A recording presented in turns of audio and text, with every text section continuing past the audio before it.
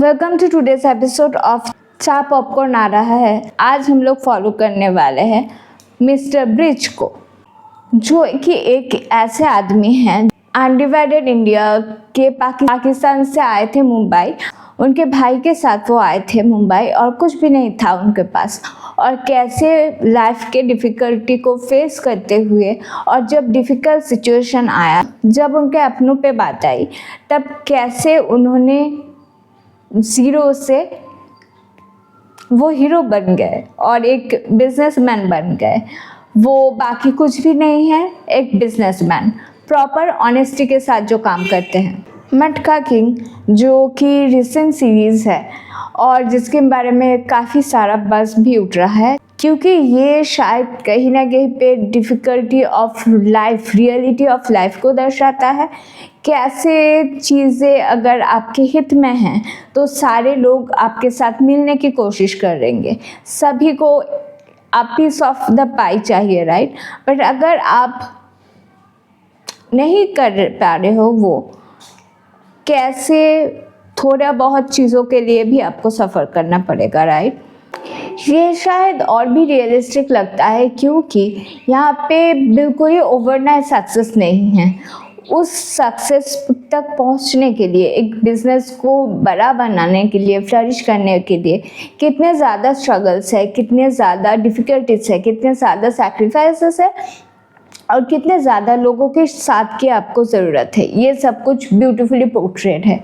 कैसे एक new business create करना और जो कि शायद लीगल भी नहीं है, उस चीज़ को ऑनेस्टी के साथ चलाना, एक जगह जहाँ पे मार्केट पे एक जो गैप है उसको आइडेंटिफाई करना, उस पे दाव खेलना और चीज़ों को टेस्ट करते रहना। एक दिन में एक चीज़ पे उनका 100% नहीं लगा, वो ट्राई करते गए और धीरे धीरे उनका भी दिमाग ओपन होता गया कि ओके सो ये भी कर सकते हैं, ओके सो अगर ये करे तो कैसा होगा। And that's life and that's very nice to see. इस सीरीज़ पे जैसे रिलेशनशिप्स पोर्ट्रे हुए हैं, हस्बैंड वाइफ, भाइयों के बीच में, बिजनेस पार्टनर्स के बीच में, वो भी काफ़ी खूबसूरती से हुआ है। एक आदमी जब ज़ीरो से एक बहुत ही बड़ा बिजनेस सेट करता है, टाइम के साथ कैसे उनके प्रायोरिटी चेंज होता है, उनके रिलेशनशिप चेंज होता है, बाकी रिलेशनशिप का इक्वेशन क्या है, लाइफ का इक्वेशन क्या है, और कैसे आपको जो बिट्रेयल्स मिलता है उनसे आप कोप कैसे करते हो। Everyone wants a pi of your cake that you have created. उसको आप सेफगार्ड कैसे करते हो, उसको आप बचाते कैसे हो। जो ऑफर आपको आते हैं जो कि बाहर से बहुत ही स्पार्कली है, पर डीप डाउन आपको पता है अंदर पे यहाँ पे कुछ सारा कुछ ही मिलने वाला है, और आप कैसे दूसरों को भी सेफगार्ड करते हो और धीरे धीरे चीज़ें कैसे डिफरेंट होता जाता है। सिर्फ पैसा, एक टाइम पे आपको रियलाइज़ होता है ओके सो सिर्फ पैसा शायद सब कुछ नहीं होता। कैसे आपके अपने आप से डिसलेन बनाना शुरू कर देता है, जो वॉइड शायद पहले आपको समझ में नहीं आता, पर अभी जब आप अकेले पड़ गए हो पूरी तरीके से, आप कैसे घुट रहे हो। Once they were so close, right? But at that particular time they were so done with each other that they were like, we do not even want to have a conversation about.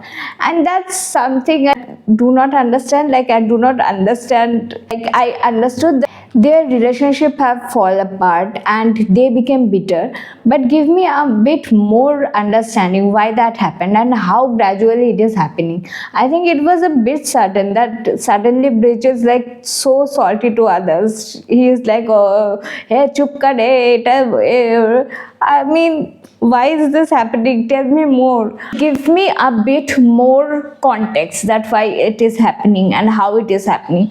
Camera work beautifully done. The way actors have dressed, so good. वो series देख के लगेगा कि सच में आप 1960s 70s पे हो। Backdrop is so beautiful, buildings, रास्ते, कार्स, बहुत ही खूबसूरत। ये सीरीज़ कहीं ना कहीं मुझे थोड़ा सा स्लो लगा, वो एक चीज़ है, otherwise it's beautifully done. Good run. You can definitely watch it to relive the nostalgia and all. If you like something that's like from zero to hero kind of a thing, you can definitely watch it. I, Zinia Datta, signing off. See you on the next one.